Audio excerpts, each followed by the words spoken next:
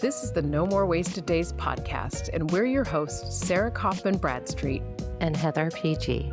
Grab your favorite NA drink and listen as we share vulnerable stories so you never feel alone on your alcohol-free journey.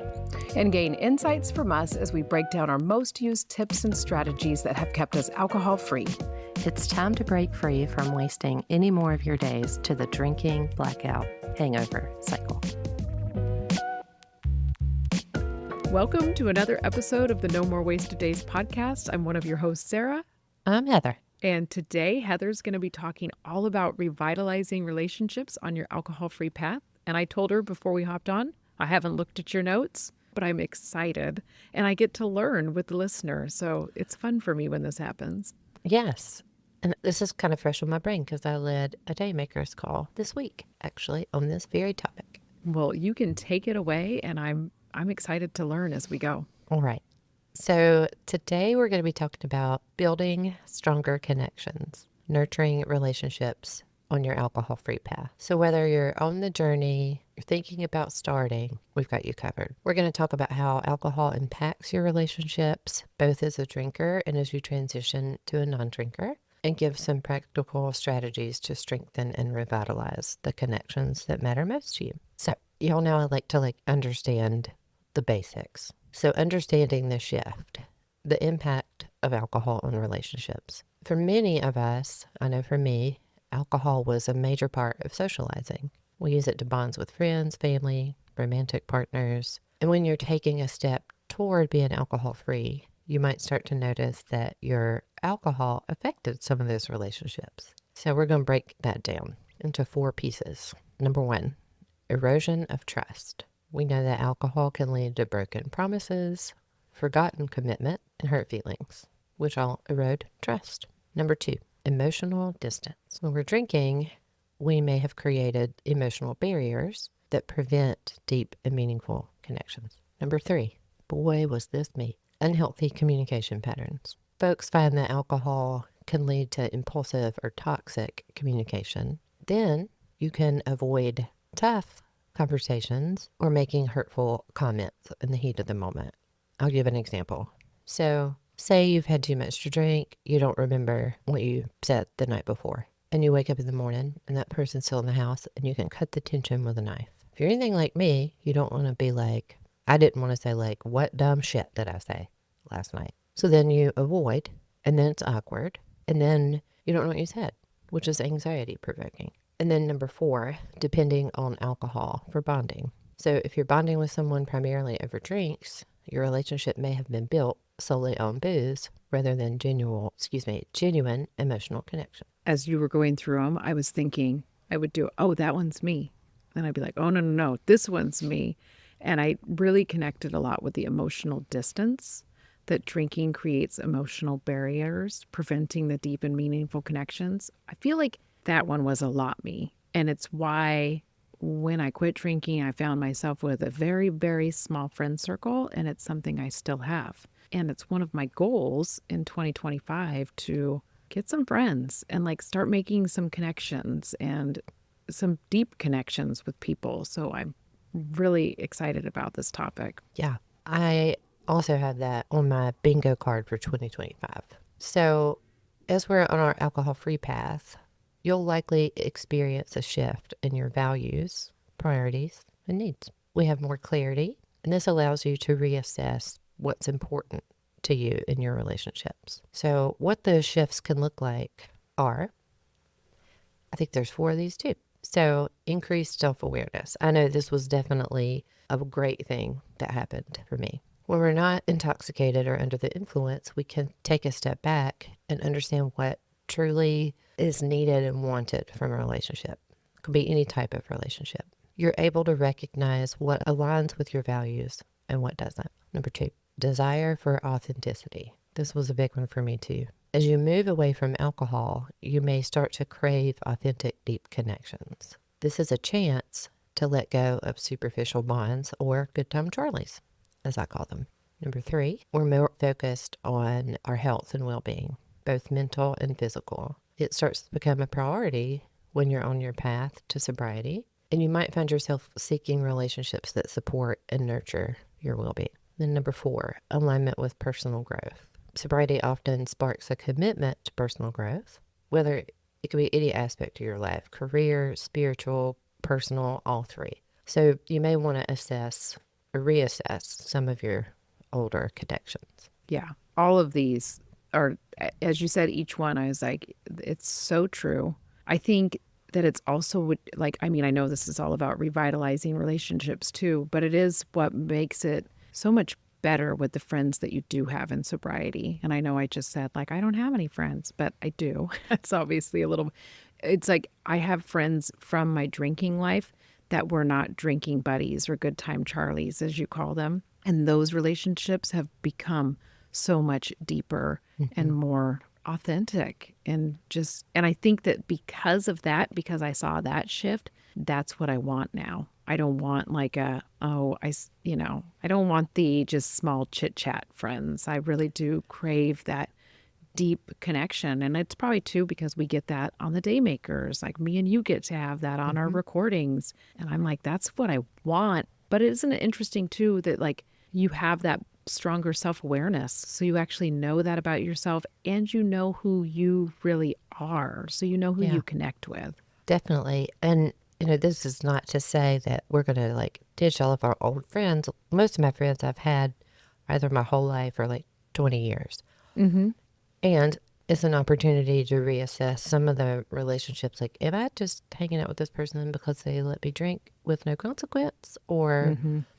like, God, the only thing we do is go to the bar. Like, which is a really good segue into how to embrace new ways of relating to others. So, when we're transitioning into an alcohol-free lifestyle, your relationships likely will evolve. New ways of relating to others, basically. So, here are some strategies. Clear communication. Alcohol might be a great social lubricant, and you can now express your needs and boundaries openly. For example, I'm excited to spend time with you, and I'm choosing not to drink. And then setting healthy boundaries. And I giggle every time we talk about boundaries on this podcast and at the Daymakers, because what would it be like if I didn't say the word boundary? But it is really crucial to establish those boundaries to protect your sobriety and your peace. A simple, I'm not drinking tonight, but I'd love to hang out, sets a good tone. It sets you up for success. And then seeking new shared interests. You do not need booze to have fun, I promise you. We've done the field research. And you can do things with old friends, new friends, like yoga, cooking, hiking. And one of the best things too is you're able to be present and engaged. And when you're more present in your relationships and you listen actively without distractions, you engage with folks on a much deeper level just by being present. And then building emotional intimacy. I think being vulnerable and open to your comfort level about your journey will create a stronger and more genuine connection. Mm-hmm. And that one takes time because you have to become comfortable with your being alcohol free. That's something that took me a long time to be comfortable with. Like I feel like I just kind of, people thought I was doing this little thing in quotation marks, right? People were just kind of like, oh, Sarah's doing the sobriety thing. She's trying to be alcohol free for this many days. And it took me close to like a year to kind of come out and be like, I just am quitting drinking. It's not good for me. But I do feel like when I was finally vulnerable enough to share that, that's when you really find, it's really when you really find your people. Because there's a little bit of the, your bar friends hanging on, hoping when you're just taking a break. Like, oh, they'll be back to the bar after their 30 days, right? Yeah, for sure. So some practical strategies to strengthen the relationships. You can create rituals for connection. I love this. You can develop new traditions with your loved ones. These could be weekly dinners, game night, craft night, movie night, hikes. And this next one I'm going to talk about, I haven't really thought about until I did the research, truly. Practice empathy, understanding that others may need to adjust to your sobriety too. You might want to offer reassurance and be a little patient. What I'm not saying is manage other people's emotions. Yeah. And we'll get to how to offer the reassurance. But I thought the practicing empathy toward your loved ones was pretty interesting. Yeah. And it is so true. People are used to you as a drinker. And when you change, it's also too that they're watching you. They're wondering how long it's going to last. Mm-hmm. And so there's a lot around that one. That could be Yeah. a whole episode. Right? And, finding sober allies. Surrounding yourself with folks who support your alcohol-free lifestyle and share similar values. I know, like, for the day makers, that's been key for me, and I know it has for you, Sarah. For folks who are new listeners or haven't listened in a while, I met one of my now best friends through the day makers, and she's like my sober sister, so it's really cool what could happen. Yeah, it is. And just from online communities, right? It's like, obviously you can find them through AA and Smart Recovery, that one I always forget, and find those people in person. But even through the online communities, you can find somebody who lives somewhat close to you because that's how your bestie is. Yeah. Like, Yeah. and you didn't know each other before. So it's No. just a really cool thing. Yes. And we're going to move into like navigating conversations with loved ones about your alcohol-free choice. This one can be tricky. We want to be honest and vulnerable. And when I think of loved ones, I think about your spouse, your children if age appropriate, your siblings, like close people, partners, besties. So we want to be open, honest, and vulnerable. You can share why you're choosing to be alcohol-free and how it's positively impacting your life. You can say, I've realized alcohol no longer aligns with my goals, and I'm committed to this for my well-being. And anticipate reactions, because people have them. Your loved ones may be surprised or confused. And I think the best approach is patience and understanding. Like, I know this may be surprising, but it's a decision I feel strongly about. And then offering reassurance. Let them know that your commitment to sobriety doesn't mean you're distancing yourself. You're simply showing up as a better version of you. I'm still the same person. I still value our time together. It's just a little different now. It's like you have to put those three things really together as you're going into it. And it's so important to how you gave the examples to start practicing those things. I always say that, practice it. Practice saying what you're going to say, even if you never have to say it out loud.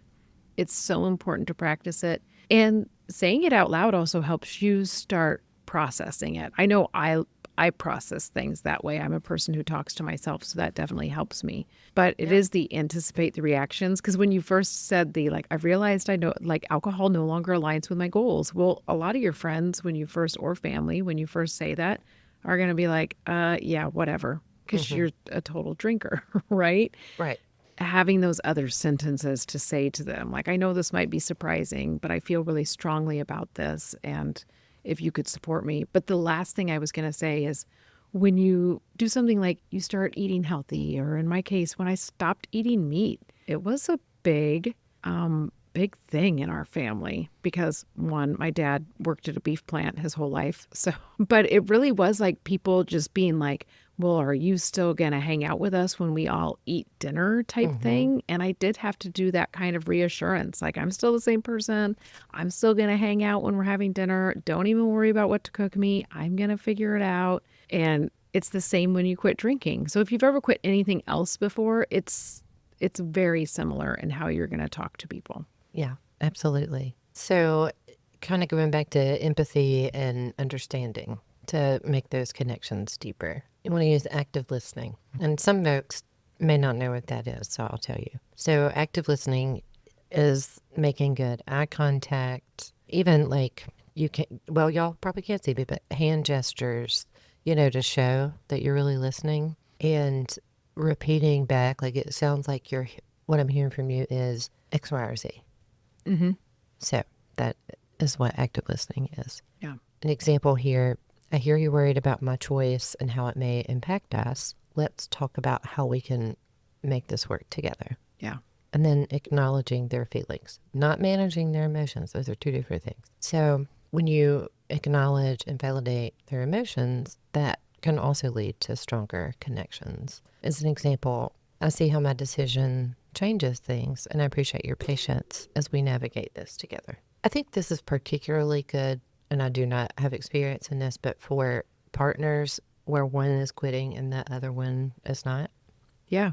No, I totally agree. I was thinking as you were saying both of these, I needed this call, this chat when I was first quitting drinking, because I was so worried about losing everybody that I said nothing. So instead of, like I said at the beginning, I was a person I'm just taking a break. That's what I kept telling people. I don't know how long it's going to last. I'm taking a break. My next goal is this. Like, I was clear with that. My next goal is Hmm. 100 days. My next goal is 150 days. People knew I was excited about it, but I think for those people that may have been in waiting, it would have been so helpful if I would have had better language to communicate with people. And I mean, I did lose friends when I quit drinking. I lost really good friends, and I sometimes wonder, like, could it have been better if I would have approached it better, because they were people that I drank a lot with. Like, they were my people I could get shit-faced with.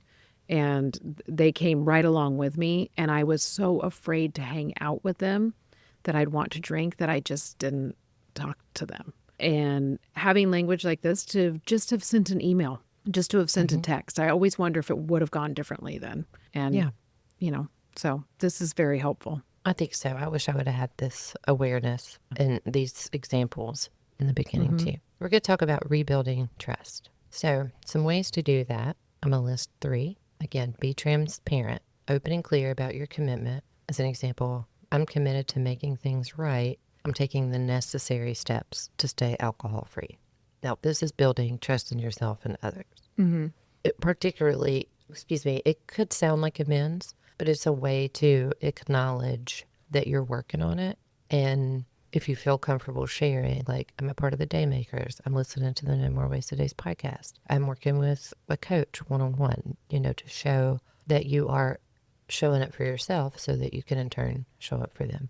And then try to heal the past wounds. Now, I do not recommend doing this right away Yeah. with other people. You can acknowledge past mistakes and take responsibility. You can say something like, I'm truly sorry for the hurt I caused, and I want to move forward in a positive way. Or if people really want to say, look, but I want to talk about X, Y, and Z, schedule it out where you're projecting your alcohol free path. Because the last thing we want to do is get into conflict or a big shame spiral about the things that we used to do and then go back to drinking. Yeah. That's so true. And consistency and patience. Rebuilding trust is a gradual process. Be consistent with your actions and show that you're committed to change. And we all know that change is the best biology. I heard something the other day that said my consistency is my intensity. And boy, did that land with me, Mm-hmm. both as a drinker and a non-drinker. Yeah. It really, I mean, we've said it before, and you just said it, that your actions are the thing people see. So you can say over and over, I'm really sorry for the hurt I caused, but it's not changing anything to that person. But if they're seeing you be consistent on your alcohol-free journey, I also really love that you said, I'm doing this, this, and this to start moving forward. I think that even saying that, people can go, okay, that sounds a little bit more serious than the last times you said you were going to change your drinking. Now you're putting some tools in place. I think it also, when you say it out loud to another person, it intensifies your commitment. It can feel scary, but Mm-hmm. if you let it out of your mouth to another person's ears, it's spoken to yourself and someone else, and it can help you. Yeah.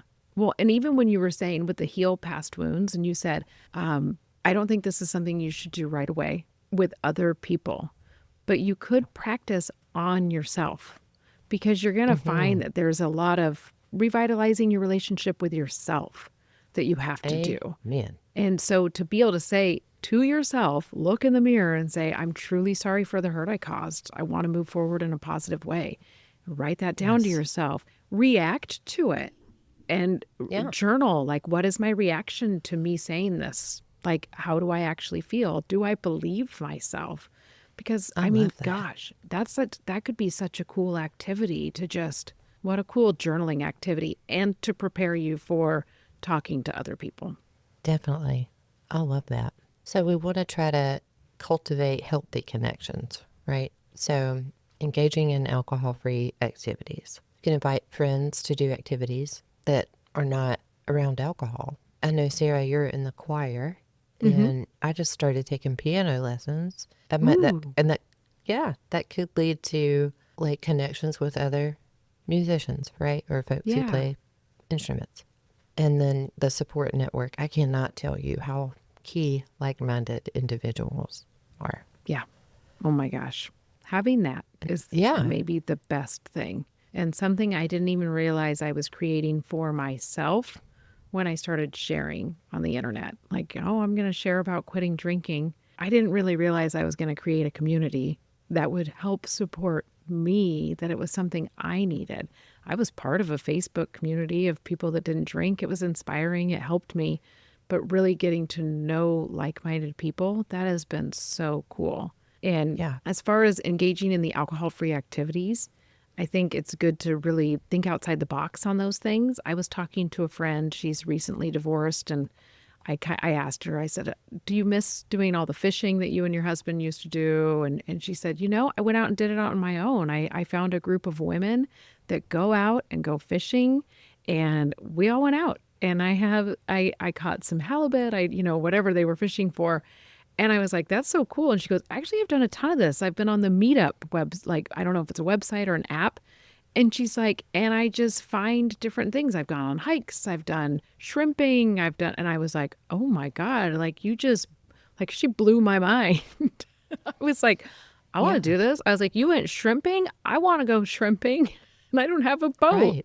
Like, I mean, it's out there for us, and we don't know where to look when we first quit. So I think that that's a huge thing. And obviously don't feel limited. If my friend can find women who want to go out and fish, you can find Right. about anything. Yeah. There's also a website called Creative Mornings where there are free classes on just about anything. And Okay, they're in virtual format with other folks. So check it out. cool. I'll try to put both of those in the show notes. When I say that out Yeah. loud, then I hear it when I'm editing. So just this last part, but I think it's so key, navigating social situations. So I always think that you should have a plan and be prepared, and that'll help you navigate being alcohol free. Mm-hmm. Boundaries in the social setting are key. Be clear about your choice not to drink in a respectful way. For example, I'm sticking to water tonight, looking forward to spending time with y'all. And that helps build confidence. Over Yeah. time, you'll be navigating alcohol-focused social settings so much easier. And you can say something like, I've learned how to enjoy myself without booze. I'm having a great time just being here with you. So that is revitalizing your relationships in a nutshell. I think this is so helpful for everybody. I hope the listener So is too. finding it helpful, because it was great for me to sit and listen to, because it really is some of the, like when my friend was talking about meetups, I was like, I need to just host meetups, like sober meetups, because I was like, oh, that's where I could do this at. Because I really am, like, I'm in the market for friends. So Yeah. if you live in Western Washington, Yeah. hit If you me live up. in North Carolina, that's great that you said like create it, because I live in I consider it the country, and there's not any. So that's a really good idea. Well, and that was my thing. I'm like, oh, I find things that are sober in Seattle meetups. And I'm like, I could go to them, but Seattle's 2 hours away. And that's riding a ferry. That's going on a boat. Like, I'm not it's, getting on a boat. Mm-mm. ferries are great. I mean, I Ferries are love the boats, best. but Right? I Exactly. love them, but And I was like, so then I make friends who I have to ride a ferry to go see. I'm like, that's not going to work for me. Like, that's not sustainable for me. like, I understand that I'm most likely going to meet people who are a drive away from me, not just my neighbors, since I only have like 5 neighbors out here in the country. But Yeah. I have to set up boundaries right now. And Right. Or folks, you can build it, and then people can take the Seattle ferry together and come to you. to me, exactly. Come out to the Sober country. They ferry need ride. that. Yes. See? I know I've already been like, oh, I could do this and I could do this. So I needed this as a little push to listen to and go, yeah, this is something I need. I know this is something other people need. And I really hope some people are listening that are brand new to their alcohol-free journey and got to hear all the examples you gave and can now start writing them down and practicing them, because that was something that Yeah. was so scary to me when I first quit drinking, learning how to just navigate the relationships where the other person was used to me as a drinker. So thank you for Yeah. this. This was very helpful. Yeah, it was fun to research it. And y'all share this podcast with a friend. Take a listen again. Take notes. We'd love to hear what you think about it. And thank y'all for listening today. Yeah. And until next time, keep doing the next right thing.